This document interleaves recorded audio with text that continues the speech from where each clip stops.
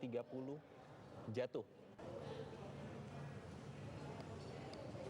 Pemirsa, pesawat C-130 TNI Angkatan Udara bertipe B tadi jatuh di sekitar Jalan Jamin Ginting di Medan, Sumatera Utara.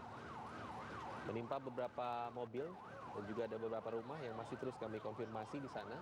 Dan saat ini pihak dari Angkatan Udara dalam hal ini sebagai Komando Pengendalian Evakuasi telah menuju lokasi bersama dengan kepolisian dan SAR untuk melakukan proses evakuasi. Bagian belakang dari ekor pesawat Hercules C-130 ini masih tengah begitu, agak sulit terlihat begitu. Jadi praktis hanya bagian belakang saja yang terlihat secara kasat mata masih utuh.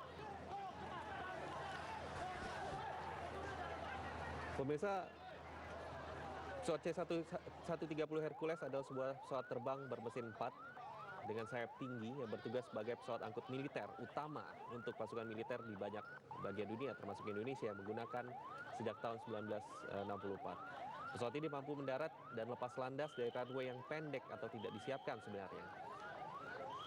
Awalnya C-130 ini digunakan untuk pengangkut tentara dan juga pesawat kargo.